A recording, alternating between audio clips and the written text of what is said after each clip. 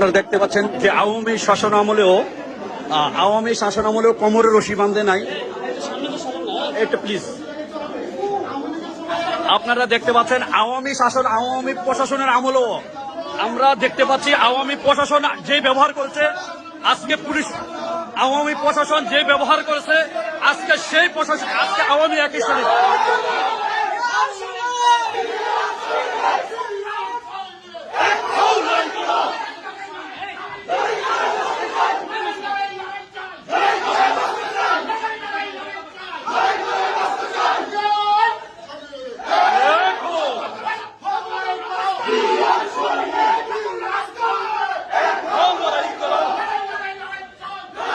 বাঁচতে চান, বাঁচতে চান।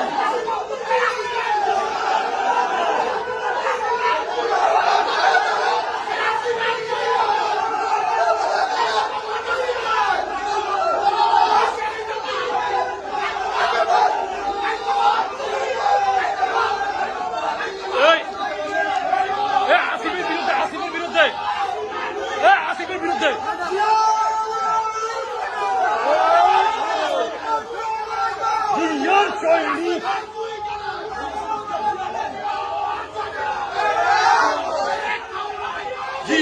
সৈনিক প্রিয় দর্শক, আপনারা দেখতে পাচ্ছেন আমি মোহাম্মদ ফয়সাল, দৈনিক বাংলাদেশের আলো, কুমিল্লা মুরাদনগর প্রতিনিধি। কুমিল্লা জজকোর্ট থেকে সরাসরি দেখাচ্ছি আওয়ামী প্রশাসন যে দুর্ব্যবহার করেছিল বিগত 17 বছর, আজকে সেই আওয়ামী প্রশাসন একই ব্যবহার করে বিএনপি ত্যাগী নির্যাতিত নেতাকর্মীদেরকে গ্রেফতার করে নিয়ে যাচ্ছে। এখানে উপদেষ্টা আসিফ মাহমুদের নির্দেশে, উপদেষ্টা আসিফ মাহমুদের হস্তক্ষেপের কারণে আজকে প্রশাসন তাদেরকে গ্রেফতার করে নিয়ে যাচ্ছে। এখানে সুনির্দিষ্ট প্রমাণ সহকার রশিদ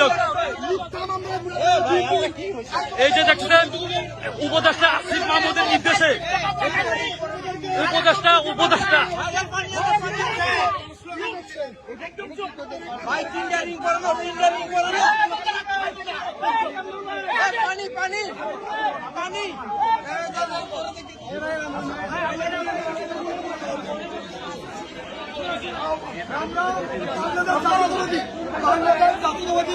যারা সেন্ট্রাল নেতা আছেন, নেতৃত্ব আছেন, তাদেরকে বলবো মুরাদনগরকে দৃষ্টিকোণ করার জন্য। এবং এই মুরাদনগর আপনারা দেখতে পাচ্ছেন বিএনপি নেতৃবৃন্দকে গ্রেফতার করে নিয়ে যাচ্ছে উপদেষ্টা আসিফ মাহমুদের নির্দেশে। সে আমাদের মুরাদনগর হস্তক্ষেপ করছে, তার ক্ষমতার অপব্যবহার করে উপদেষ্টা আসিফ মাহমুদ তার ক্ষমতা অপব্যবহার করে সে মানুষের উপরে কিভাবে বিএনপি নেতাকর্মীদের উপর নির্যাতন চালিয়ে যাচ্ছে। আপনারা দেখতে পাচ্ছেন প্রিয় দর্শক, উপদেষ্টা আসিফ মাহমুদের হস্তক্ষেপের কারণে আজকে বিএনপি নেতাকর্মীদের উপরে গ্রেফতার করে আওয়ামী প্রশাসন যেভাবে গ্রেফতার করেছিল বিগত 17 বছর, আজকে একই স্টাইলে সেই আওয়ামী স্টাইলে উপদেষ্টা আসিফ মাহমুদের নেতৃত্বে মুরাদনগর বিএনপি নেতাকর্মীদের উপর জোর জুলুম চালিয়ে যাচ্ছে। আমি মোহাম্মদ ফয়সাল, দৈনিক বাংলাদেশের আলো, কুমিল্লা মুরাদনগর প্রতিনিধি। আমরা সরাসরি আপনাদেরকে দেখাচ্ছি যুবদল নেতা জনাব মাসুদ রানা, ফারুক আহমেদ বাদশাহ সহ অসংখ্য বিএনপি নেতাকর্মীদেরকে গ্রেপ্তার করে নিয়ে যাচ্ছে। সরাসরি বিগত 17 বছর আওয়ামী যে স্টাইলে গ্রেপ্তার করেছিল ঠিক একই স্টাইলে